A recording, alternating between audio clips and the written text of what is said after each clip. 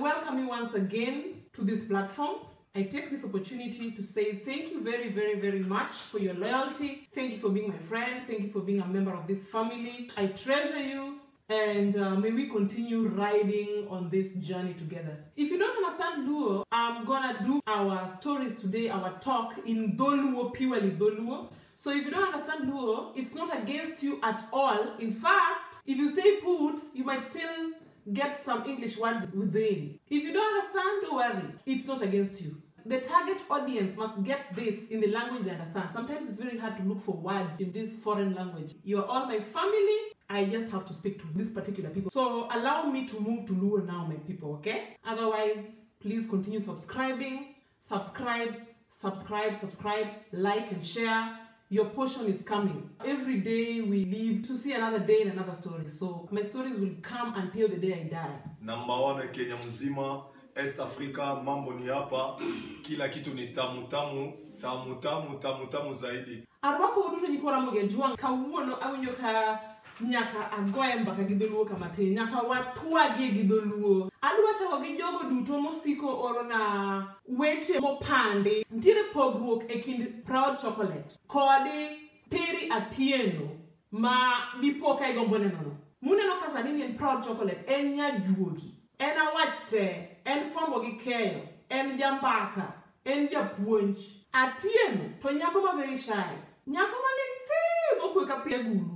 Omiyo poguru ariyogo, barupe moko na mang'eny go, ni sijui ni you are pretty, ni kio matich, beduru mos. Kidwaro dhako mikendo, to kimany dhako e internet, mineno ka pichone ber. Many dhako mani buti kanyo, nikech long distance relationship bende tek. Chunyi midwa wacho no wache mana kuminene ni, kae mwalose, kae mwa communicate, iwacho gi dho ngere kamano.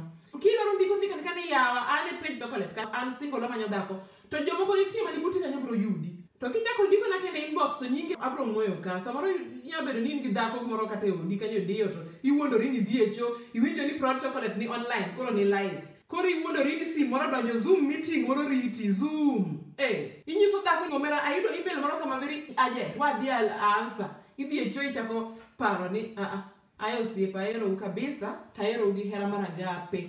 Mae bende kela e topic moro mabedo ka adwa wuoye. Ok adwa wuoye gima adwa wuoye sani, adwa wuoye gimoro nono. Adomondo alose gi megewa nikech ndiaka the Bible says ni honor your parents and you will live long in this world, but Bible samoro be very unfair. Bible obuli nyithindo na way amanya Bible kuma wachi ni parents honor your children and you will live long. Okayudo Nyasaye kanyo timotimo no marach nikech anjo kamano is bullying mok ber, lakini mana bro duoge sani walose weche hera nikech weche hera mokela ka nikech jok man chako na ka singleness ka aka ani aheri love pretty what tunaendelea mbele. Nyikwa Ramogi samu yiero ga jotelo ni udwaro gi tim nuango. Uyiero ga jotelo ni mondo gi herre kendgi. Uyiero ga jotelo ni mondo gi konyre kendgi, gidongre kendgi. Uyiero ga jotelo ni mondo otim nuango. Siko baya ni bro goya ndi, lakini mana maoni mamara. Ang'o manorundo wa joluo ma sama yiero to miya moko matin manoyo ka ndalo election 2017 aneno ka jotelo dhi wilo 100 ginyang'ani magi to eka gik mudwaro. Uno dhi uswet ndaro, uswet pile ok inen kata odi idich na josiasa dich. Uyiero ga jotelo ni udwaro ni gikonyu nang'o, kose ana raha mar koko mar elections yawa. Kandaro madhi dalau rach, ka onge osuptal dalau, ka onge skunde mabeyo dalau, ka onge yedhe osuptende to jatendu no to kara ihere nang'o nikech e wach siasa onge hera. Emomiyo sama koro gin jotelo ma onge elections to bodyguards gioritogi, gioritogi ang'o jo protocol gioritogi ang'o ok inyal sudo bute. Be kidware to inyamna yudo appointment gi broker mare. Gino tijgi. Mana kaka ini chungi dhi timo mjengo, mana kaka ini chungi dhi use duka, mana kaka ini chungi dhi puonjo, mana kaka ini chungi dhi yweyo kanisa, mana kaka ini chungi dhi chiro. E kaka jasiasa bende mano career ne, mano tije, eno tich. Ochiwo kinyi to dhi tich, ogo koko timang'o, kaso doko timang'o bete ode. Pesa monyako nywako cha, mane kamo beno kwane, gimobadhe bende onge, ng'ama nyalo blame bende onge. Weuru hera moko manono go oko. Iero jasiasa to gimiyudo kome onge. Iero jasiasa e rate moro ma in koro iye kata mana nindo kech, iye kata mana nine dlaro, iye kata mana mondo lor ni ot, iniero jasiasa. Jasiasa konyi, to kata ka ini here, to kwaru ywak e pap, modagi monyieo land midakeno. Oyuak. Dau to kata mene di elaro kuro onge kata gima tim. Mama umwe ni yuak. Nyithi yuak.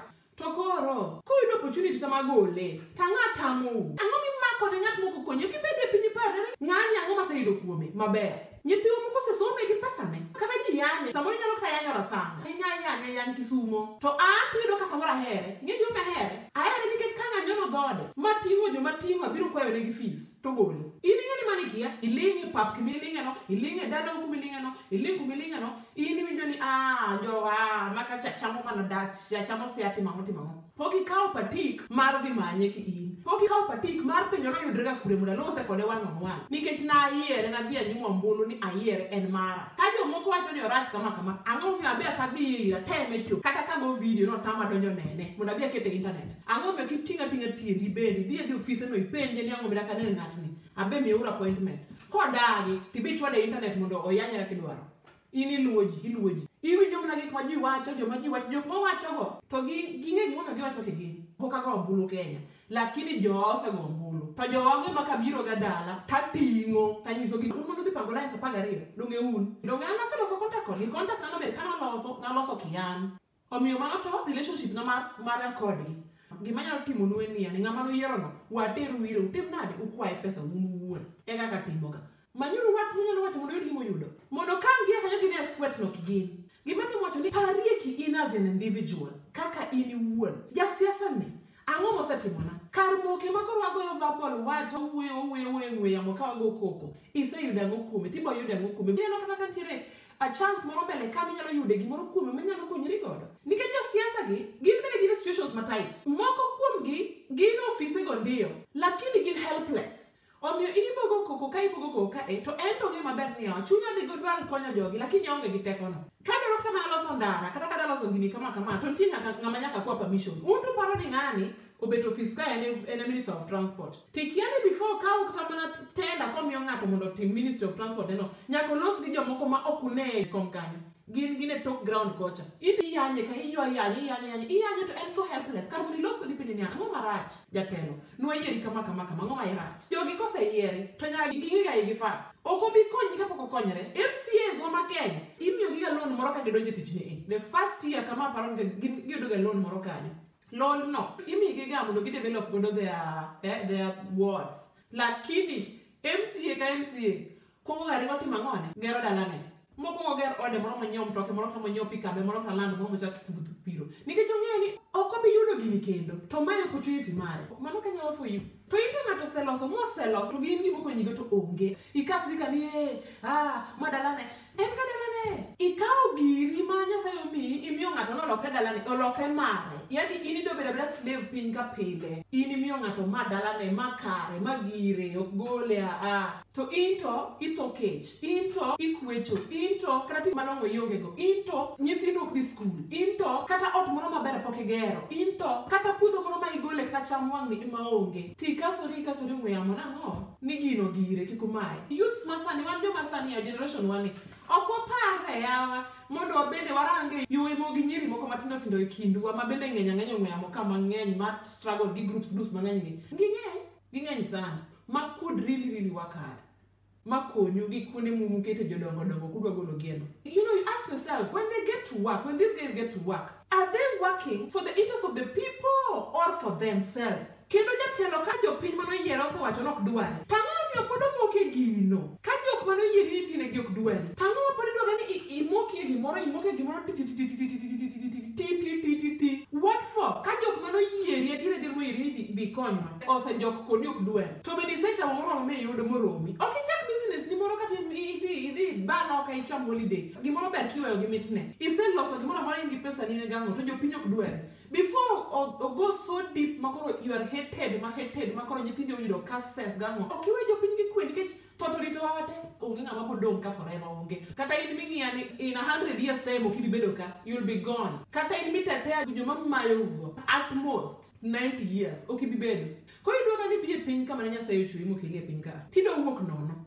iwuok magi mitimo onge ibedo mana piny kimiyo jomoko mondo enjoy ito kidwa enjoy ang'o ma kidwa enjoy ido bet piny na onge go an mikonya ya jatlo konya inang'o tiende ma we wach kar mondo imae komno ibedie sama in gi chance ma ji ng'i in blogger ji winji to kitete in be in iwuon ibedo olokaloka style to wach ni yawa abe nyalo gini you never know all these bloggers mimiyo ke pesa di 1,000 bob mondo bi oyenye internet sama mi chance ma ji oseng'eyi ma ji nenino ok ijitete in iwuon nikech kinyalo loso gi jopiny ma jopiny winji tang'ono gi ka opportunity no mondo ikwago gimoro bende idwa tho maonge go wae to piny to marwa te piny ni ma Nyasaye manochweyo Adam gi Eva mokete piny ni gi Jacob gi Abraham gi everybody ma in be in a part of it in nyakwar Abraham nogono ma ng'ane nyakware no ibe in nyakwar Abraham ibe in achiel kuomgi ang'o matami mondo ibende kiki wache ni abe watem gini after all keep believe in yourself mi lemo mi wacho ni dwaro tiyudo bloggers kuseloso a whole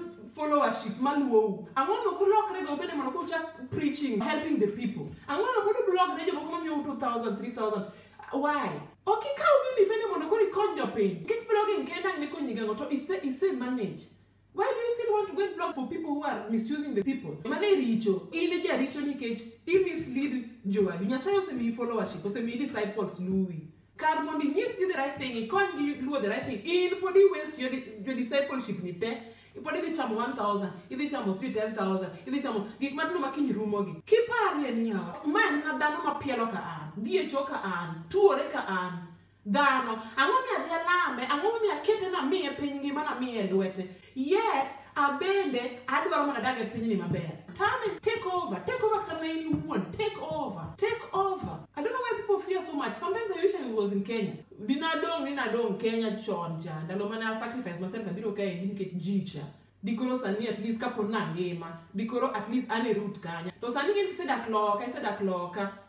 Duogo dala do ichak menyo ki in kiti ka ng'ato ka an kama oseriembo ok dwara thurwa nikech doga ni koro yini nyaka timang'o nyaka aparra maber kapok achaka duogo sani duga limbe kama tachaka a but mondo duoga bedi nyaka par ni yani idhi dak kanye ibro iki kanye ka dhi Christmas idhi kanye ing'eyo nyaka ibed gi base to base ni momiyo poda moko kae din nikech atemo ga tiyo matek mondo ayud pesa mondo alos go base mamara nikech asebedo ng'ama duong' omiyo koro ang'ama nyaka manya tiende mondi kapok ochako biro timo gima datim maber in ibiro bolo na wach ka ni to ino kiduogi ang'o ni moko ne diaspora ipan diaspora mamora diaspora joga kata mani nega joga ndi lakini Nyasaye mono kela diaspora ong'eyo wa no kela oseva kuma a lot of things because sani aketa temo mid no se nega or no se kenda da como rapar gareyo or Nyasaye beno ng'eyo meno kela ka which I see to ben Nyasaye unyisa e wiya ni kadwara dok dala to bro miya chance en man nyaka a follow the routes modwaro go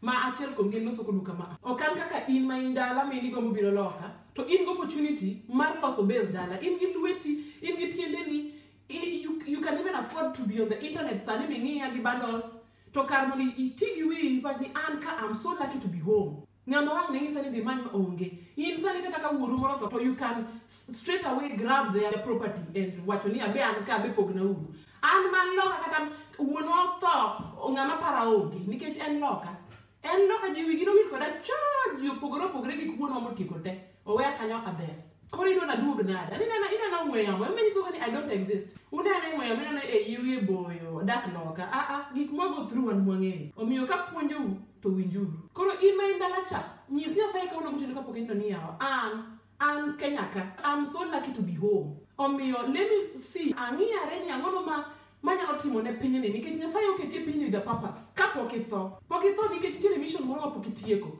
ng'iyare i dendi ka ing'ini ang'o ma pok atim ang'o ma Nyasaye dogana tim ka kar go dhoga ni in ilokri jakwath mar jok manigi pesa ilokri jakwath mar josiasa in idong' kineno e dhogeti in watchman in soja in soja to jok ma mirito to pari kata boko badho gi ma inde koyo oko pile piny maru gito gininde 5-star house kiparri kagima no keli e pinyni ni mondo gibed ne gikoyo to gento ginindo ini paro Nyasaye nyake tini ni nindo ga koyo to jomoko to ninde e festa kwen ini kosano uro maro gi jogi te en mani wiwo jopinye madiny samoro tigi wi an kama yanya winjo ka kiki landa ni yana wuotho gi josiasa kiang'ogo jok ma landa go pesa ma gido kuom josiasa gi okonyogi to pod ibo jo ng'ala macho chot wuotho gi josiasa kiang'o sama giwacho penj uru ni ang'o mukawo pes chodo ang'o mukawo uchamo pes chodo wa kata mana 2017 kana yudo chance mar donje campaign team pesa mane Susana miya gi pocket money mar Susana miya ko wuotho ko wetu an kode kagi kacha pesa go teno puonjo nyithindo ma achulo nyaka hostel mag university achulo ma agolo nyathi nyamera odo wadwa moro ko wacho ni thage ma kete hostel sama chodo na atingo ga giri mora je chodo go to sama se chodo nang'o mikawo pes chodo kendo itemo ne ji itemo malich aski timo idoke koyo kech imbe yuak mana odi kendi chako mana kijwak gi airport ndege tere ka dok ni ingene turu miwinje maber kati onge pesa to turu miwinje maber ameno ka ana dak Germany lakini adich ga mana gi jo Kenya home ema iwinje ga maber sama dok ndege airport kijike samoro kata bet mana business class gima yuago an mang'eyo ka chopo kae ni mara Penyo ling the omera penyo ler ndi pinti sa testimony 24 hours. Lakini you are just not happy. You are not happy because it's not your home. Jama andwaka katamani koro gusani koro iwachi ni rusipe na wadi wat madek tamna nyaru remi matin moro. Wadi wa yuo mekanya maruna more kona kacha wa moku match. Wapi? Penyo ling the sa nisa in fact sani ago kata koko. Inyaka dung na police. Sani 10 o'clock idwa ni joninde. On Sunday Jumapili kata mana koko Kenya go jamani. Jumapili wacho ni chieng family gibete ot mos. Sano Kenya unu dhie grilling ma jinie grilling jinie winjo maber asi utuga mera. Gimo winjo ka wan. Era nyiso ga gidhoga. Sano kidogo ni yue matin. Ng'ato dwa pimo ni hewa. Idwa pim ni hewa ma idwa goni budget ma kumido wuothe. Okidhika. Stress makrum. Achaka do kada mwana bede gi freedom ba. Kendo chako upimo na muya. Joadu. Kine na giwangi minena igo man Ruth Nyasaye ero kama Nyasaye ero ng'ane ngima ero abro yute kuome era ngun kacho kanya we nono. Lakini watu wapimo na hewa kone gikoni kumoka dhiye kumoka nyone. Saman jama nikada kupim na hewa. Saman jama nikada kubona budget kumakinya dhiye chiwa dhiye. Gimanga chambu tinduka wuno kunyisa. Kumani saman jama nikada kubona ga budget go apenje uda kupenja uruniawa. Ateri kinyo kwado ni dhi tich kinyo na nini na nenda odni to kinyo to organize ni od ngane dhi ninde makoro kachopo Kenya daro holiday nani itucha kupimo na hewa please kaendi watia kaendi loka watia ena gimoke to kan pesa ema ni manyo utonglo omwom kachingching emoke to wapenyene emoke to jiro kaka apenjora ka ncha dhi Migori. Aido ka jo Migori oherore her Kisumu adira ma Nyasaye jo Migori opogore gi jo Siaya jo South Nyanza acha jo South Nyanza opogore gi jo Loka Siaya koja jo South Nyanza oherore molo rutoro jo Migori ko nyiew kata na puodho to en gi pesa moromo onyiew puothe mang'eny kasto pogo koro kanyo wad gi dwa nyiew puodho to nyise ni osiepna an gi puodho moma kama to adoni bed jiranda anya uso ni ok no nyiew ne ng'ato dawe lakini onyiew mondo ka wang' nyawad gi dwa nyiew to koro nyiew kuome koro gibedo machiegni ni gin jirani wan marwani first ki nyiewe en sida kisa bidwa nyiewe no idwa ng'isi which one to buy ko ki nyiew mar midogo ni nyiew ni tin ing'e taste ni bro kelo ka ng'isa nyiewe to kendo en shida ena na nyiego 24 nyiego ana ido ka jo Migori jirani kaka jo diaspora jirani jo diaspora gida like estate kamoro ni Stella kamoro ni Kakrao kamoro ni Kiam omara jo gida jo diaspora acho ni wanto wako sangoje wadu wan kibie se penja ni kanye ma jo diaspora kende mugede onge first of all ngato konyi olando konya share kodi ko bonyisi ni yawa teri ido nginya ng'ia ukoni ndiri puthe miuso kata inbox amubiro ga ndiko na love inbox okupo ndik na ni ateri puthe moko ndiri uso ng'ia kaendi adwa na nyoma kama odhi for how much kionge pesa rangi pesa marom kama to puodho ni yuso na marom kama wanyiew kama na 1 acre wapogre quarter mane ka jo Migori timo kok jo Migori ma Migori at least jo Migori ma diaspora wanonge wanodaro mondo wa shine kiwande kidhi kama Sagam kanyacha kana kidhi mana yo yala kanyacha kana kidhi games sinaga kanyacha kana kidhi mana yo ginene ilongo na ngoja Kirindo ineno mansion achiel to jo mansion achiel mar abet to jok ma jirani to pua gine ma ude chuodho odono shine kende. Okipenjri ni ata kini jagedo nogono. Ang'o miyo gara gorofa maduong' kama e dier poverty? Okakunga konye jirani na gini nikech ka gin magidake ute chuodho. To of course sama onge to the jirani gima nyakonyi. Okay, elevate gi matin. Or kar goro mansion mar 3 floors. Tagere kata mana mar 2 floors. Kata gere kata mana bungalow moro mar abet mondo warom gi joma bade moko gi. At least oda ber. To ka ji kadho kata ndara to kwat ni to machanga. Ingeni, pulling attraction for nothing. Pulling attraction for nothing really. Why do we build all these mansions in the village? Why? Yet that money can help a whole community for your sake. When we retire, surely, really. When now you go and build that mansion for your mother, if they go on a mansion mara better, grofa, dia 3 floors. Kin. To mama unigi arthritis. Kata wheelchair erodonjo make. Obro hizo stairs go nade to it in loka. Kata in Nairobi. Obro gani. No, we find me mama woda kamane jikon. Woda kamana downstairs ka. To it likao ka pesi kita 4 floors, 3 floors na the basement. Edier gwengeni nunga im. Okite gen menu gine ni bungalow moro mara betma o wuto gi wheelchair usure ko e bedroom nyaka sui nyaka kucho otra bet to at least otokneno moro ma ni these ones are mean, they want to show off ango to pesa modongo to kawa kama tangi moro magi are just my dreams. Akiana wachoga my dreams, I think I'm just thinking aloud. Ikawa to tangi moro mara bet moro ma ingao ka moro ma jedo koth to jirande jo community biro tomo pikanya to wacha ni wabe yute ka ekibedo blessed kind of jok manigi pache inago kumiga ok mi mayo ibro bedo gi pachi no mnyaka an omiyo anacho ni wa share nikech samoro bedo ni tie ja pesa moro e dirwa ka or ngama nigi para ina to kia gi motim gi pesa ne kia ni okia kod kan ka architect igoro ne plan dipoka okawo ni atiri nyang'eto no wacho kama we mona tim nade atim jobiro liel dalau to e dala ni tim na ot achiel kende ma ot ma iluongo to yie ot ma wait for me that I tell you to joma dong kae wete modong kagi ka to chalo servant quarters chalo jotich chalo to magi to wete ne ayie ni mano to pesa ni osiepa ayie kendo kata an pesa na matiyo ne matek to nyaka gede mana an but gigi wawe mane pinyika wato waweyo ka tie gi pesa ni maber osiepena federa los interior molo exterior ni exterior to exterior mokony that money inyalo gero kata mana whole estate kanyo endo ma od ngane or use that money to buy extra land and then you sell to your friends mundu bet jirani ma friends ma friend ni manyo land listen na nyo land kama I had extra money mundu watim kata mana gimi nongo ni one controlled housing adier gima na neno Migori you see what you want to see and for me I saw what I wanted to see and I was impressed. I was really impressed. Not everybody is rich, not everybody is poor, not everybody is middle class. But jomodak loka koni kata jomodak Nairobi. Ma kono aki amu gitemo. Gima kono makodhoga gi diaspora gi. Afanyo ni chuo kose losa dir mondo ni yawa ot mwadak nitie, pi be nitie, od ni stima be rieny. Puodho mwapithe be nitie. Business base yawa.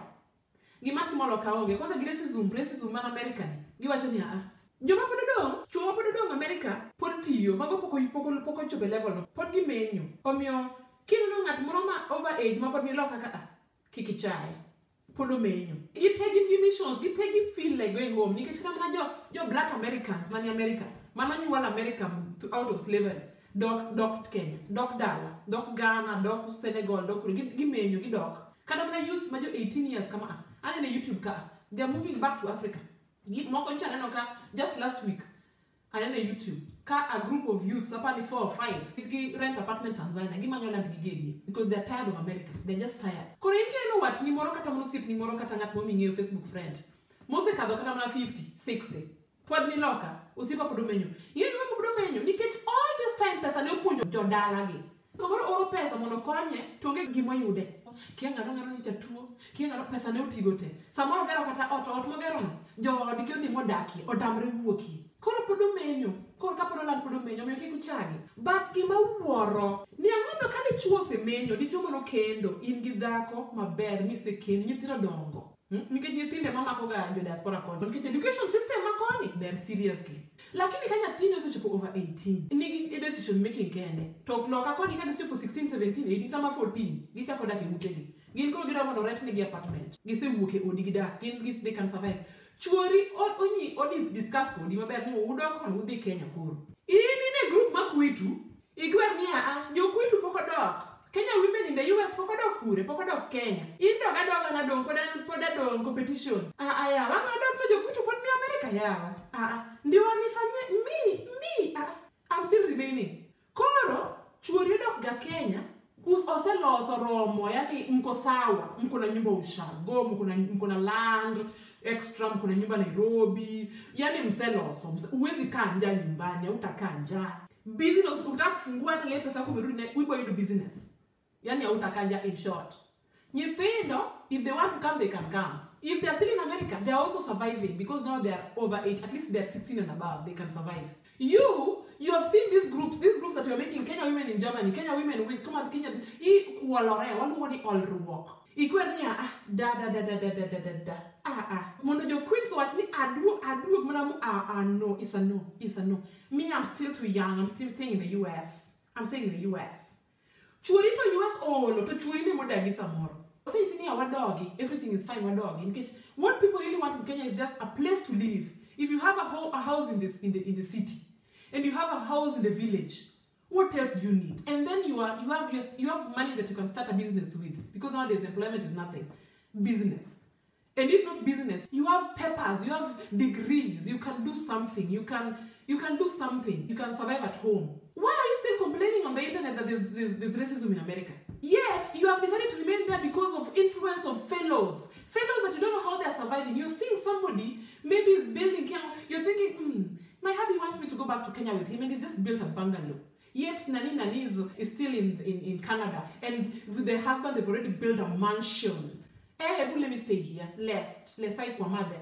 Hey, I always just say, I wish. Let me just advise you. Cocky dog. Don't ask when we go and grab your husbands. Don't ask. Don't even blame anybody. Because in Kenya, if you see even those things of those days of COVID club COVID of this extended, all those guys are just looking for money. It's not that they're doing those things because they love them. Nobody can shake their butts the whole night or pour some milk on their butts or because they want it for her. They want cash. Because with no money, they cannot survive. They just want money, nothing else. And if they find a lonely heart who has made it, there's a house for free there, there is another house there, he can even afford to even get them another apartment. Hello? Your husband will go and don't complain. Don't even say Terry said it. I am just advising you. Even those ones who are always stuck in Nairobi. But if you're working, if you're stable, if you can survive on your own, if you don't have a problem with somebody grabbing your husband, then it's okay. Then it's very fine. But if you know you love your person so much, you left your father's house and your mother's house, and he left his father's house and his mother's house, and you came and became one, where again do you want to become two?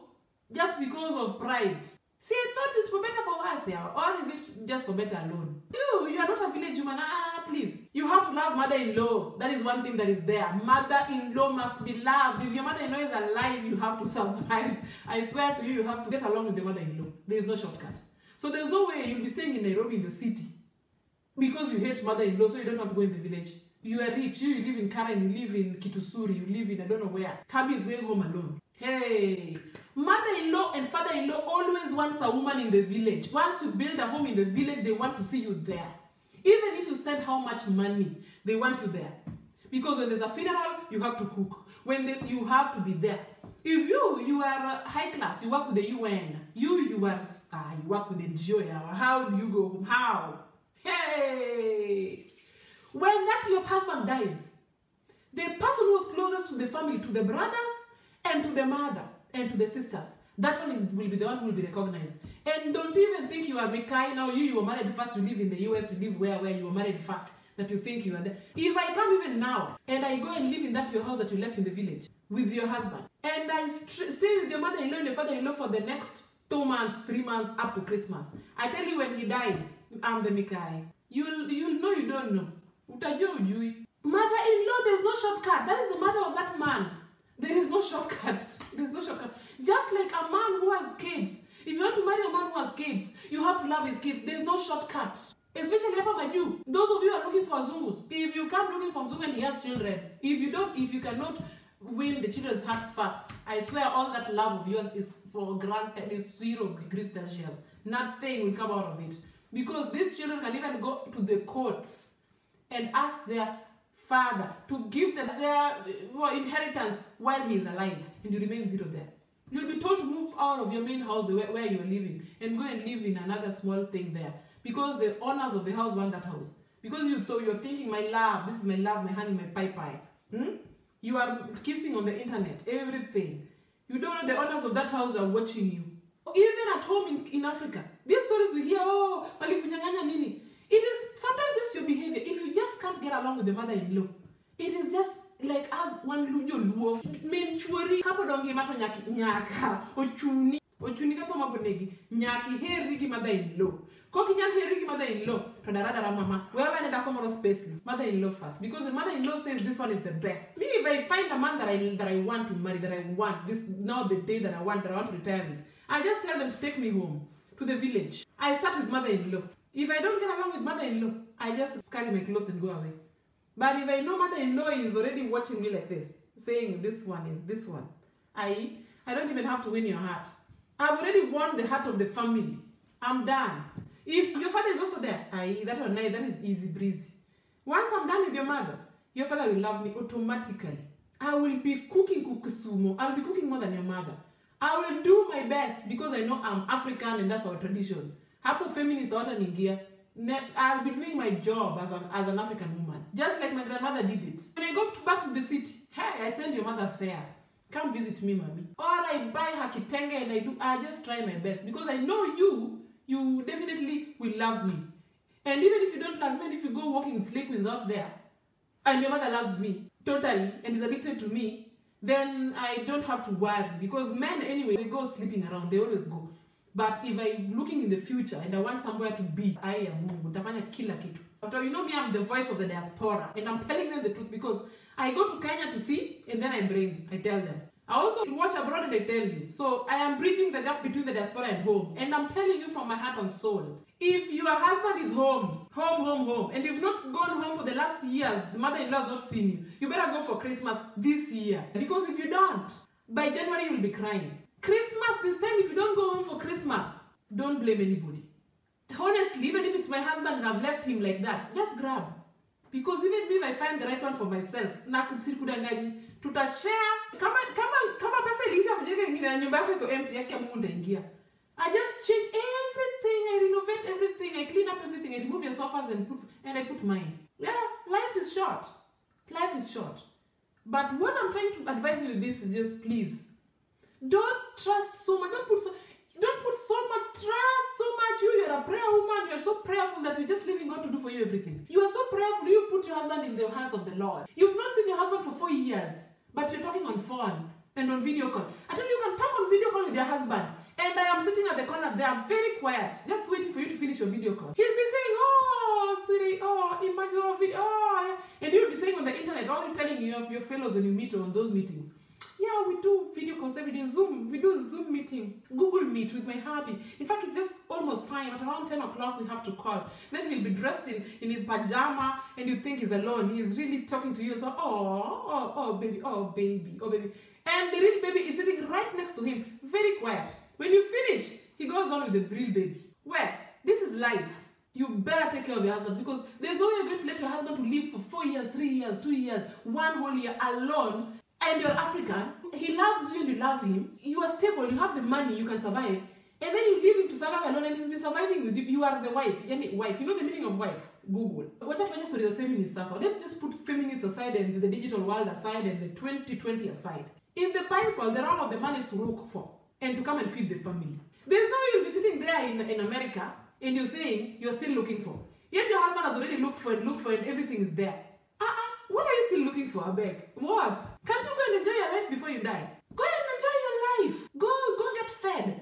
Many women here who are saying they are independent. They are just saying that because they cannot get those ones that you have. Maybe I can come here and say independent woman because I still don't have.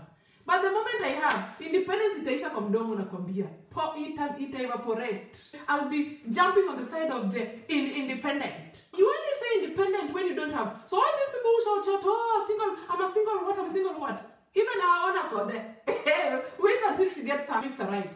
atawaacha kwa mataa na hiyo single mother yenu.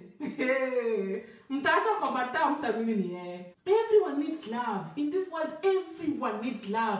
Even God himself is love. There is no way you can survive without love. So if you leave your love alone, love can evaporate and it becomes another love somewhere else. Even if you're created in this family and this family doesn't want you, and you are purely at heart, you are godly and you pray to God, God will take you from this family and take you elsewhere where you'll be loved. We cannot survive without love. Even at death, if you don't have lovers, you cannot be buried well. Even in the hospital when you're sick, if you don't have lovers, nobody will take care of you. Nobody will visit you. Nobody will pay your bills. Love is very important.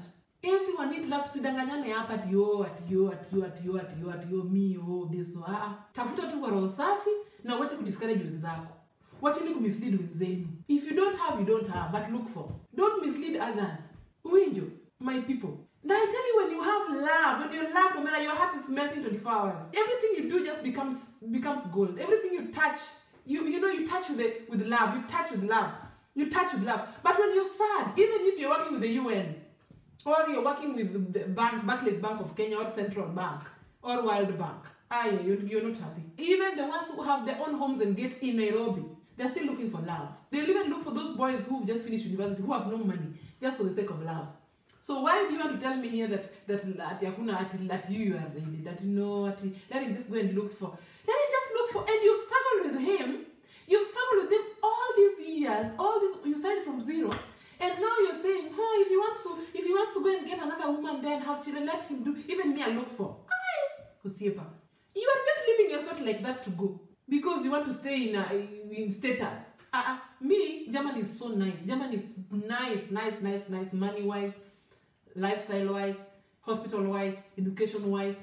But I tell you, if I find love with a home and a job, business, or I'm told now come and be the Minister of Youths, CS, next flight.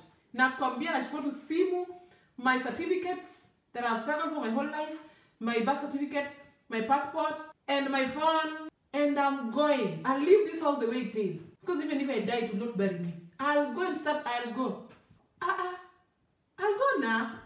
Hey, you people, you're joking. Everybody wants to be happy. All we want to be is just to be happy. There's no way you're going to slave yourself and to stress yourself the whole life because you want to be like other women. Some girl posted a very nice house, no? So then I had a friend of mine pressuring the husband that they should get a house like that. She downloaded that photo of that girl from Home Beautiful, brought it to the husband and said, this lady is married to a white, just like me and you. So please, I think we should build this house also. What she doesn't know is that owner of that house built that house herself, not with Mzungu. Secondly, you don't know her story. Everybody who in your eyes looks comfortable has a very, very difficult background, difficult story behind the blessing. Be satisfied with your own lane. Stay in your lane. Don't be misled. Don't let not other people's blessings and assets and property and whatever confuse you and make you break away from what was meant for you. Kila mtu na portion yake. Not everybody was meant to have a big house. You don't have to have that other person. Baby, our red kitchen is not good. I want that one of Terry. What's wrong with you girls? Why don't you just be happy for your person? Whatever you see on the internet, you never know the reality of these things. You don't know the stories. You don't know the roots. That's why I tell people that I don't exist. Pray to God. Tell God, I'm inspired with that thing. I'm inspired with that thing. I'm inspired with that thing. But, Lord, I want to live according to your will. Lord, you have my future in your hands. Just give me a long life. I'm inspired by this and this and this. If you take me that way, it would be nice. But if it's not your will, God, please, don't give it to me. Don't shame me, oh God. Pray for people. Pray for others. Pray for your friends. Pray for them. Be happy for them in real sense. We have people who see you, they still see you the way they saw you years back. You go to school with people, then life at that point hasn't really dawned on you well. It's everybody has a time yake. Kila mtu ana time yake. Unajua? Pengine you were very poor while in school, very poor, and nobody believed in you, nobody saw any good in you. Ulidharauliwa. Then these people have the same mindset. When they grow up with you, they want to see you in that same box. They can't just take it that God has stored something in you that has to come out later on. That there are stages in life that people grow. that everybody's in this world with the gift and a mission that is still, you know, it's still coming out in a way. They can't just take it. So when they see you, they still visualize the you that was braless, the you that was moneyless, the you that was being eaten up by bed bugs, the you, that one. They want to put you in a cave. They put you like in that Nyayo house where Raila was putting. You see, Raila was under there for years. But look at him now. Now he comes out and he is the person that he is, the enigma, and you wonder, how did it happen? Alienda kwa mchawi mgani? I beg, before you think of which mchawi I went to, just ask me for the address. Just ask me the address of that mchawi and I give you the address, and also you go. Always be happy for others and accept other people's gifts. Take what you can take. What doesn't help you, let it be sieved out. But me, I'll tell you as it is. I will always tell you my heart and soul. Because every day I wake up in the morning and I find myself very bright, very healthy. So I tell God, please search me, send me, and if you want me to speak, go with me and tell me what to say. I don't come here every day, do I? I don't. But I come at that point when God tells me, okay, now I have words for you. Go, sit there, I will give you the words to speak. There are people who are touched by those words and they learn from them, they change their lives with them. And so I will continue. Whether you kiss me or you neck me, my people, I will.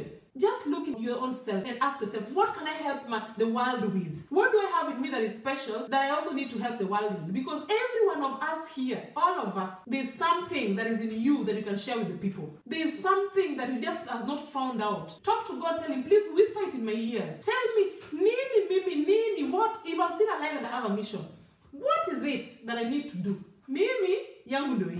So, don't take life too serious. Don't take all these pressures of the internet so serious. Margo, you have to be this, you have to be this. Somebody say you don't marry Tikia. Kingeni say you don't marry. Embrace it. Use it.